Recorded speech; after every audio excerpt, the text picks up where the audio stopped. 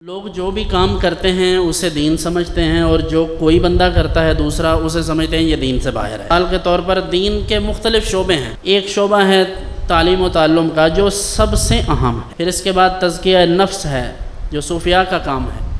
اب اگر کوئی شخص وعظ و تذکیر یعنی تبلیغ وغیرہ، نشر و اشاعت، کتابیں چھاپ کر، تقریریں کر کے کسی طرح سے بھی یا ویلفیئر کا کام کر کے دین کی خدمت کرتا ہے، تو ہمیں کسی دوسرے پر تان نہیں کرنا چاہیے، یہ نہیں کہنا چاہیے کہ تم غلط کر رہے ہو ہم صحیح کر رہے ہیں۔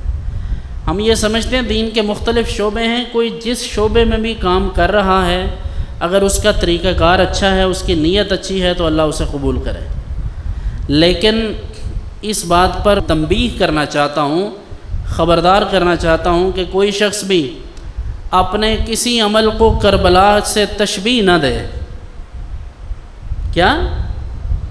اپنے کسی کام کو، خواہ وہ دین کا ہو، دنیا کا ہو، مذہب کا ہو، سیاست کا ہو، اسے کربلا سے تشبیہ مت دے، اس لیے کہ کربلا وہ ہے جس میں ننھے علی اصغر سے لے کر جوان علی اکبر تک کی شہادتیں امام علی مقام نے اپنے آنکھوں سے دیکھی۔ اگر سارا کنبہ لے کر کوئی اللہ کی راہ میں ذبح کروا دے، پھر بھی اس کا حق نہیں ہے کہ وہ اپنے کام کو کربلا سے تشبیہ دے، اس لیے کہ جو خون رسول کا مقام ہے وہ کسی اور کا نہیں۔ کربلا کوئی عام بات نہیں ہے، کربلا دنیا میں اسی طرح ایک ہے جیسے حسین ابن علی ایک۔ اگر کربلا کا نقشہ دیکھنا ہے تو کبھی اپنے جوان بیٹے کو جہاد پر بھیجو اور پھر اپنے جذبات کو محسوس کرو، پھر اس کو 70 اور 72 سے ملٹیپلائی کر دو، سمجھ آ جائے گی آپ کو۔